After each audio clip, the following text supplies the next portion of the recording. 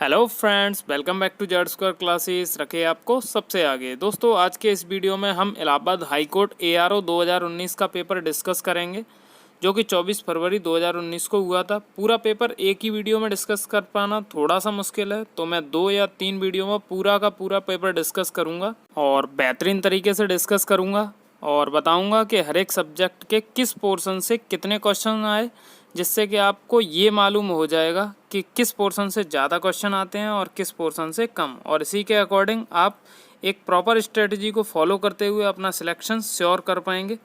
तो सबसे पहले हम डिस्कस करेंगे हिंदी, रीजनिंग और कंप्यूटर। इस वीडियो में हम हिंदी, रीजनिंग और कंप्यूटर को जानेंगे कि किस पोर्शन से कितने क्वेश्चन आए थे और उनका लेवल ऑफ डिफ़िकल्टी क्या था। तो वीडियो शुरू करने से पहले आप लोगों से एक छोटी सी रिक्वेस्ट है, बस वीडियो को अभी से लाइक कर दें और पैसे कुछ नहीं लग रहे चैनल को सब्सक्राइब करने के, तो चैनल सब्सक्राइब करके बेल आइकन जरूर प्रेस करें इसी तरह के यूज़फुल वीडियोस सबसे पहले पाने के लिए। तो चलिए शुरू करते हैं। सबसे पहले डिस्कस कर लेते हैं हिंदी को। तो हिंदी में 12 क्वेश्चन आए थे सिर्फ, और उसमें से PQRS से एक क्वेश्चन था। PQRS का मतलब सेंटेंस रीअरेंज करना था। एक सेंटेंस 4 पार्ट में डिवाइड था, फिर उसको रीअरेंज करना था, तो एक क्वेश्चन उससे था। पर्यायवाची से 3 क्वेश्चन थे, तत्सम तद्भव से 3 क्वेश्चन, मुहावरे से 2 क्वेश्चन, विलोम शब्द से 2 क्वेश्चन और अनेक शब्द के लिए एक शब्द है यहाँ पे अनेक की जगह, ठीक है ना। तो अनेक शब्द के लिए एक शब्द यानी वन वर्ड सब्सटीट्यूशन बोलते हैं इंग्लिश में उसे, तो उससे एक क्वेश्चन था, ठीक है। तो आप लोग लर्निंग पे ज़्यादा ध्यान दीजिएगा ग्रामर के बजाय। ग्रामर पे भी ध्यान देना, ऐसा नहीं है ग्रामर पे ध्यान ही ना दो, क्योंकि हो सकता है कि पैटर्न चेंज हो जाए, लेकिन आप लोग लर्निंग पे ज़्यादा ध्यान दीजिएगा क्योंकि लर्निंग से ज़्यादा क्वेश्चंस आते हैं, ठीक है। अब हम देखते हैं कि इनका लेवल ऑफ डिफ़िकल्टी क्या था और रियल पेपर में किस तरह के क्वेश्चन आए थे एआरओ 2019 के पेपर में, वो डिस्कस करते हैं, ठीक है। तो बढ़ते हैं आगे।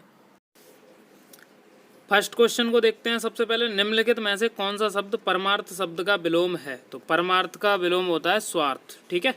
नेक्स्ट क्वेश्चन, इनमें से कौन सा शब्द ज्वाला शब्द का पर्यायवाची नहीं है? तो ज्वाला के देखो 3 हैं ऐसे जो पर्यायवाची हैं, कानन है जो उसका पर्यायवाची नहीं है, ठीक है ना। आगे बढ़ते हैं। नीचे दिए गए मुहावरों में से कौन सा मुहावरा दर्शाए गए व्यवहार का सबसे सटीक वर्णन करता है? तो ये एक व्यवहार दिया गया है और इसके अकॉर्डिंग कौन सा मुहावरा फिट है वो बताना है। तो इसका जो फिट बैठेगा, कुछ लोगों की सोच तो साधारण होती है मगर उनका मुंह हमेशा चलता रहता है, तो यानी वो अधजल गगरी है लेकिन छलकत जाए, वो वाला हिसाब है, ठीक है। आगे बढ़ते हैं। इन शब्दों में से तत्सम शब्द को पहचानना है। तो तत्सम शब्द होगा इसमें से वधु सुत घर सुत दूध, इसमें से तत्सम होगा आपका वधु, ठीक है ना। आगे बढ़ते हैं नेक्स्ट क्वेश्चन की ओर। इनमें से कौन सा शब्द इच्छा शब्द का पर्यायवाची नहीं है? तो 3 हैं जो इच्छा शब्द के पर्यायवाची हैं लेकिन एक नहीं है, तो उनमें से वैभवी इसका पर्यायवाची नहीं है, लिप्सा और कामना, स्पृहा, ये तीनों पर्यायवाची हैं, ठीक है। आगे बढ़ते हैं। इन शब्दों में से तद्भव पहचानना है। तो तद्भव कौन सा होगा? देखो अचरज, ठीक है ना।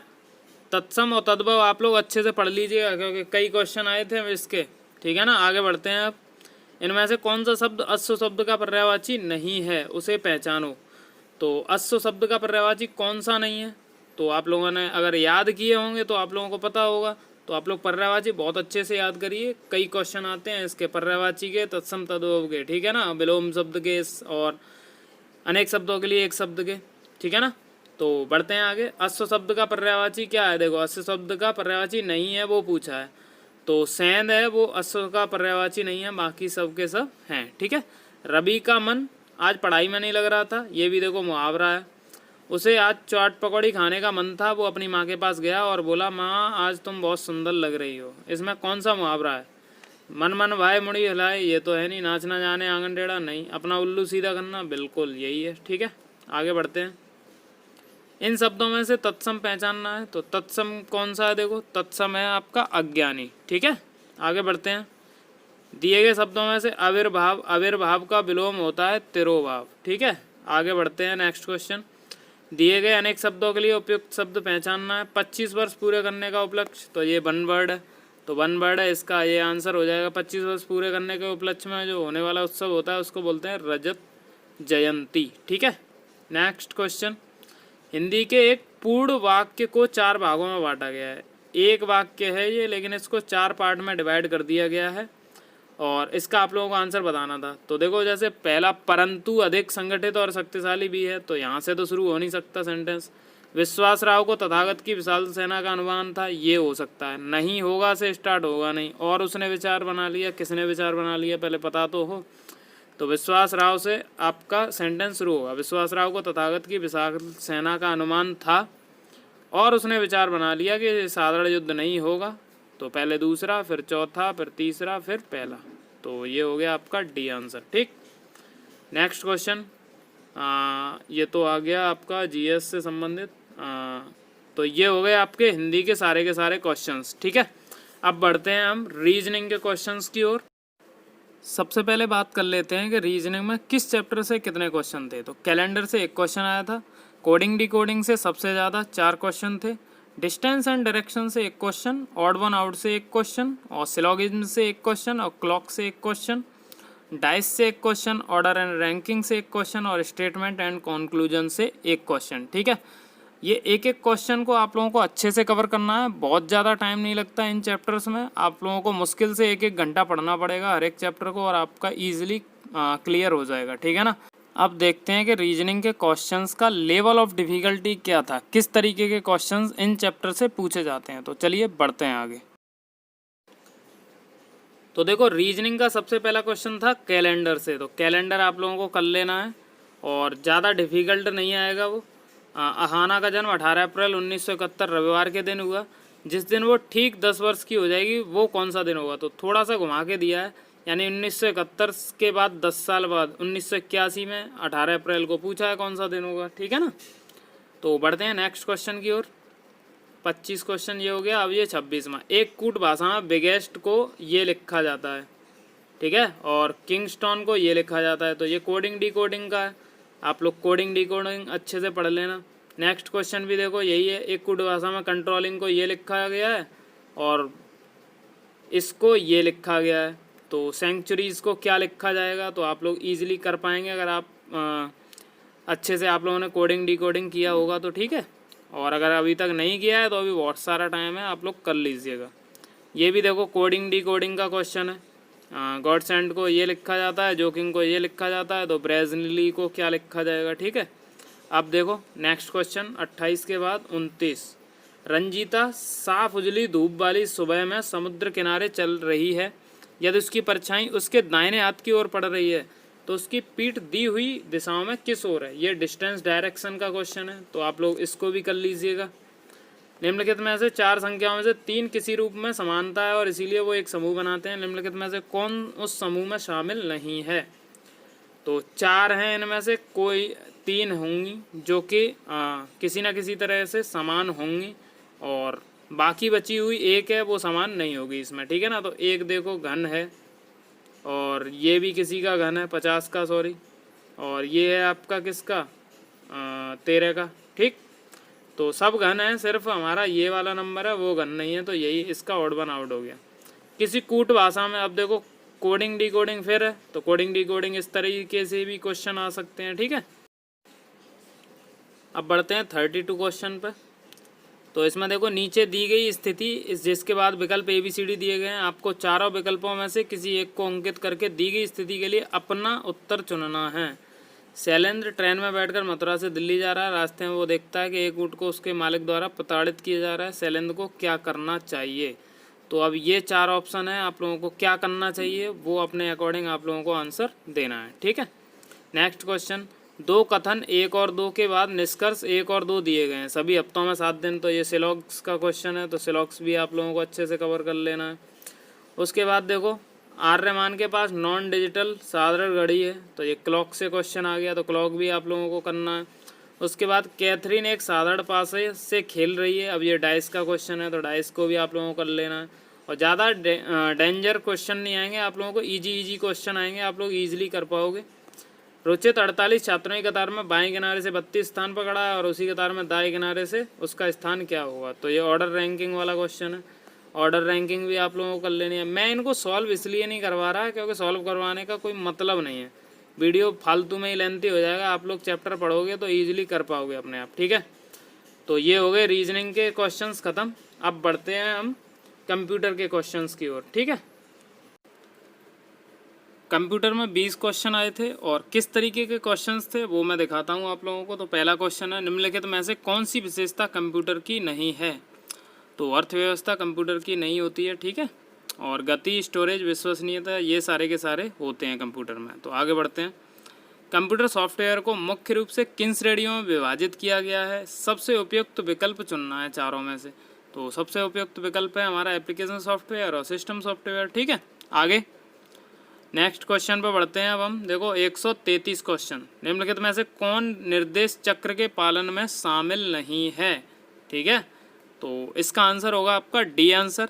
तो आप लोग इन क्वेश्चंस का देखिए कि लेवल ऑफ डिफ़िकल्टी क्या है और उसी के अकॉर्डिंग आप लोगों को कंप्यूटर प्रिपेयर करना है, क्योंकि 20 क्वेश्चन आते हैं और आप लोग 20 क्वेश्चन ईजिली कर पाओगे अगर आप अच्छे से पढ़ लेते हो। अगर 15 दिन भी अगर आपने कंप्यूटर अच्छे से पढ़ लिया तो आपका ईजिली 20 नंबर पक्के हो जाएंगे। और अदर किसी सब्जेक्ट को अगर आप इतना पढ़ोगे तो मुश्किल है कि 20 नंबर ला सको। जीएस में तो मुश्किल है 15 दिन में आप लोग 20 मार्क्स ला सको, ठीक है। तो बढ़ते हैं नेक्स्ट क्वेश्चन की ओर। सिस्टम बस को 3 कार्यात्मक समूह में विभाजित किया गया है, निम्नलिखित में से सबसे उचित विकल्प चुनना है। तो इसका आंसर है आपका डेटाबेस, एड्रेस बेस और कंट्रोल बस, ठीक है। आगे बढ़ते हैं नेक्स्ट क्वेश्चन पे।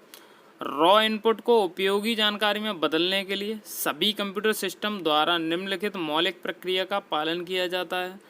कौन सी का किया जाता है? तो फर्स्ट क्वेश्चन में इनपुट, स्टोर, प्रोसेस, फिर आउटपुट, फिर कंट्रोल, ये प्रक्रिया चलती है, ठीक है। नेक्स्ट क्वेश्चन है, यदि कंप्यूटर में एक से अधिक प्रोसेसर हैं तो इसको क्या बोला जाएगा? तो सीधी सीधी बात है भैया, मल्टी प्रोसेसर बोला जाएगा उसको। मल्टीटास्किंग जॉब होती है तो मतलब एक ही व्यक्ति बहुत सारे काम करता है, तो ऐसे एक कंप्यूटर ज़्यादा से ज़्यादा प्रोसेसर होंगे तो मल्टी प्रोसेसर हो गया वो। किसी प्रदत्त समस्या के लिए समाधान तक पहुंचने का चरण विवरण इसमें निम्नलिखित में से कौन सी शब्दावली परिभाषित होती है? तो इसका आंसर है आपका एल्गोरिदम, ओके। नेक्स्ट क्वेश्चन, निम्नलिखित में से डेटा प्रोसेसिंग के दौरान वास्तविक निर्देश कहाँ क्रियान्वित होते हैं? तो ये होते हैं आपके अर्थमेटिक लॉजिक यूनिट, ठीक।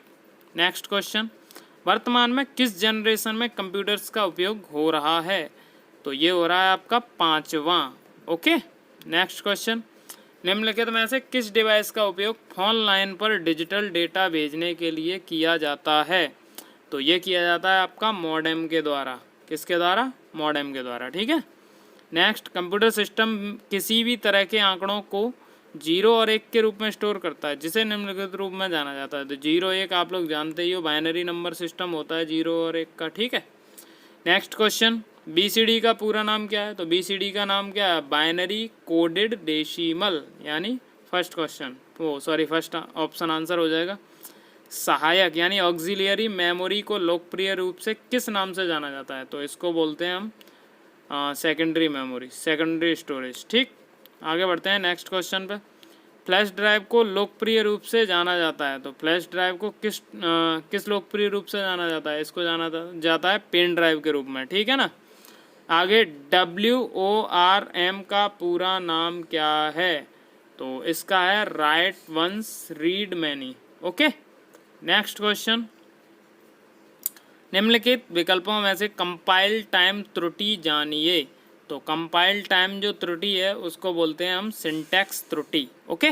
तो आप लोग लेवल ऑफ डिफ़िकल्टी परखते जाइए और देखते जाइए किस चैप्टर से कहाँ से कितने क्वेश्चन आ रहे हैं, और उसी तरह से अपनी प्रिपरेशन करिए कंप्यूटर की, ठीक है। दशमलव भिन्न संख्या को इसके बाइनरी समकक्ष लिखना है, तो बाइनरी में आप लोगों को चेंज करना होगा, वो आप लोगों को करना पड़ेगा, ठीक है। अब इसको देखो ऑक्टाडेसिमल में चेंज करना है, तो ये भी आप लोगों को आना चाहिए। नेक्स्ट है, डेटा प्रविष्टि को निम्नलिखित में से किस विकल्प द्वारा अधिकृत नहीं किया जा सकता? तो ये है COM, इसके द्वारा नहीं किया जा सकता, ठीक है। आगे बढ़ते हैं नेक्स्ट क्वेश्चन की ओर। MS वर्ड से देखो एक क्वेश्चन आ गया। MS वर्ड की सुविधा एक डॉक्यूमेंट में सूची बनाने में मददगार होती है, किसकी? बुलेट्स और नंबरिंग की, ठीक है। तो यहाँ आपके कंप्यूटर के क्वेश्चंस फिनिश होते हैं, और मैंने आप लोगों को हिंदी, रीजनिंग और कंप्यूटर, इन तीनों के किस चैप्टर से कितने क्वेश्चन आ रहे हैं और लेवल ऑफ डिफ़िकल्टी क्या है उन क्वेश्चंस का, वो सारा का सारा बताने की पूरी कोशिश की है। तो अगर आप लोगों को वीडियो पसंद आया हो तो हमारे वीडियो को लाइक कर दें और अगर चैनल सब्सक्राइब नहीं किया है तो सब्सक्राइब करके बेल आइकन ज़रूर प्रेस करें इसी तरह के यूज़फुल वीडियो सबसे पहले पाने के लिए। और नेक्स्ट वीडियो में मैं इंग्लिश का बताऊंगा कि इंग्लिश में किस चैप्टर से कितने क्वेश्चन और लेवल ऑफ डिफ़िकल्टी क्या था उसका भी पेपर डिस्कस करूंगा, ठीक है। तो सब्सक्राइब करना बिल्कुल ना भूलें और मिलते हैं अगले वीडियो में। तब तक के लिए bye bye, take care, love you all.